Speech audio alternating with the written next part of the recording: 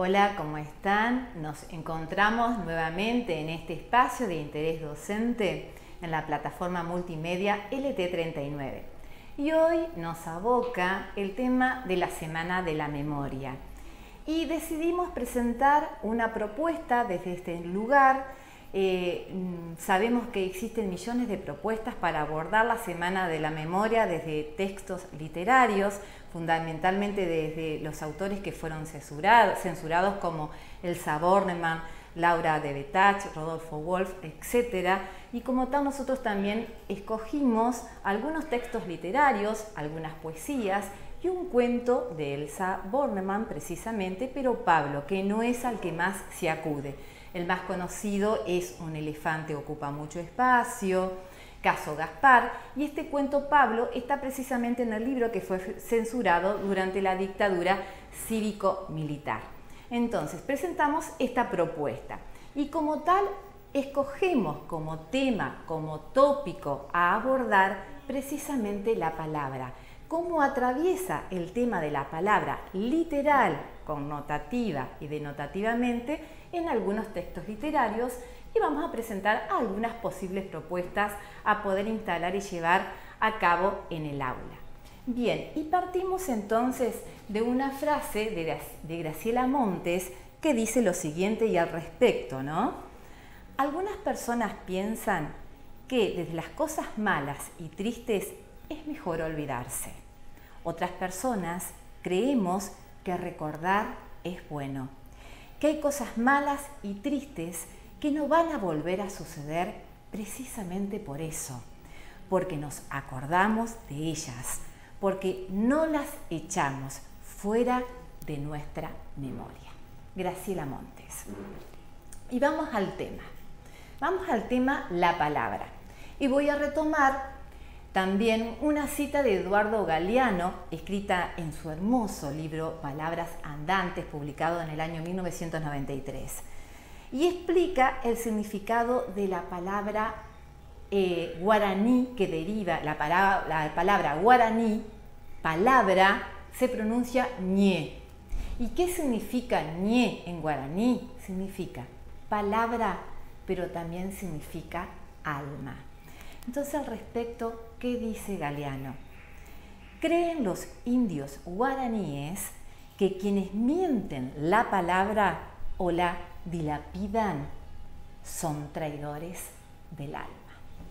Bien, y pasamos a los poemas que hemos seleccionado. Tenemos palabras de Gianni Rodari y dice lo siguiente: tenemos palabras para vender, palabras para comprar, palabras para hacer palabras. Vayamos juntos a buscar las palabras para pensar. Tenemos palabras para fingir, palabras para herir, palabras para hacer cosquillas. Vayamos juntos a buscar las palabras para pensar. Tenemos palabras para llorar, palabras para callar, palabras para hacer ruido. Vayamos juntos a buscar las palabras para pensar. Gianni Rodari. Vamos a Silvia Schuher. Palabras para regalar. Te regalo una palabra con cinta y moño, de estas que se desatan cualquier otoño. Una palabra blanda con piel de espuma para soplarle al viento y llenar la luna. Luna de una palabra que soñadora vive cuando se duerme y muere con la aurora. Te regalo una palabra sin decir nada, porque la traigo escrita en tu mirada. Una palabra enorme con nuez y ruido, de las que no se pierden cuando se han ido. Porque te regalo ahora, porque es urgente que te des vuelta y veas que estoy enfrente. Vamos ahora a las palabras de Pablo Neruda. Todo lo que usted quiera, sí señor, pero son las palabras las que cantan, las que suben y bajan. Me posterno ante ellas, las amo, las adhiero, las persigo, las muerdo, las derrito. Amo tanto las palabras las inesperadas, las que glotonamente se esperan, se escuchan, hasta que de pronto caen. Las inesperadas, las que glotonamente se esperan, se escuchan, hasta que de pronto caen. Vocablos amados, brillan como piedras de colores, saltan como platinados peces, son espuma, hilo, metal, rocío. Persigo algunas palabras, son tan hermosas que las atrapo, las limpio, las pelo, me preparo frente al plato, las siento cristalinas, vibrantes, ebúrneas, vegetales, aceitosas, como frutas, como algas, como ágatas, como aceitunas. Y entonces las revuelvo, las agito, me las bebo, me las zampo, las trituro, las emperejilo, las liberto.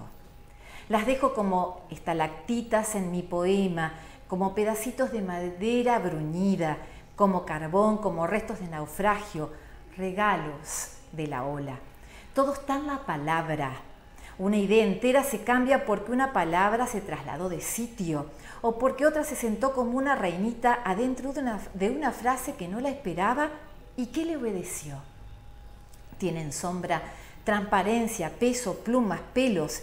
Tienen de todo lo que le fue agregando de tanto rodar por el río, de tanto transmigrar de patria, de tanto ser raíces. Son antiquísimas y recientísimas, viven en el féretro escondido y en la flor apenas comenzada. Qué buen idioma el mío, qué buena lengua heredamos de los conquistadores torbos. Estos andaban a zancadas por las tremendas cordilleras, por las Américas encrespadas buscando patatas, frutifarras, frigolitos, tabaco negro, oro, maíz, huevos fritos, con aquel apetito voraz que nunca más se ha visto en el mundo. Todo se lo tragaban con religiones, pirámides, tribus, idolatrías, iguales a las que ellos traían en sus grandes bolsas. Por donde pasaban quedaba arrasada la tierra, pero a los bárbaros se les caían las botas de las barbas, de los yelmos, de las herraduras, como piedrecitas, las palabras luminosas que se quedaron aquí resplandecientes. El idioma. Salimos perdiendo, salimos ganando, se llevaron el oro y nos dejaron el oro. Se llevaron todo y nos dejaron todo. Nos dejaron las palabras. Controversial, ¿no? Tenemos otros poemas a los que no vamos a leer. Uno, La palabra, de Mario Benedetti, pero lo citamos para que los tengan en cuenta. Las palabras, de Octavio Paz. De Roberto Juarros, Toda palabra llama a otra palabra. Dos palabras, de Alfonsina Storni. Todas estas con distintas connotaciones. Y cerramos con un texto en prosa de Elsa Bornemann, como anticipamos, Pablo. Precioso cuento para trabajarlo y abordarlo en el aula en todos los niveles, como las poesías que acabamos de leer y compartir con ustedes. Pablo. El pueblo se llamaba chato y polvoriento. Recostado frente al mar, era una cinta de arena y piedra oscura. Sus habitantes se echaron a rodar esa mañana de primavera como una moneda más, sin notar en ella nada diferente. Al mediodía, la gente se arremolinó en el mercado del puerto como tantas otras veces. Aquello sucedió por la tarde. El silbato de un tren pasando a lo lejos fue el sonido que señaló el principio. Justo en ese momento, los pescadores quedaron con las bocas abiertas, mientras cantaban recogiendo en sus redes, y de sus bocas ya no salió ninguna palabra. Lo mismo le sucedió a los vendedores del mercado, a las mujeres en sus cocinas, a los viejos en sus sillas, a los estudiantes en sus aulas, a los más chicos en sus juegos. Por más que intentaron, ninguno pudo decir ni siquiera una sílaba. Las caras se esforzaron, sorprendidas, una y otra vez. fue inútil. El silencio fue un poncho abierto oscureciendo al pueblo. ¿Qué pasaba? De pronto vieron como 5, 10, 40, 100, 2000 palabras saltaban al aire desde sus bocas silenciosas, tomando extrañas formas, y tras ellas fueron amontonándose en desordenada carrera, sin saber a dónde los llevaría ese rumbo que se señalaba. Hubo quienes siguieron a la palabra mar, maravillados por esas 3 letras verdes ondulando en la tarde. Otros prefirieron marchar tras la palabra sol, partida en gajo de una enorme naranja. Algunos se decidieron por la palabra caracol, o viento, o telar, o mariposa, o cebolla, o vino, o... Pero la que congregó la mayor cantidad de caminantes fue la palabra paz. Esa sí que deslumbraba, con una amplia feta abierta como la cola de un pavo real. No les fue posible seguir cada una en especial. Las palabras eran tantas, que muchísimas debieron volar en soledad, chocando entre sí, en su afán de llegar primero ¿a dónde? Pronto lo supieron.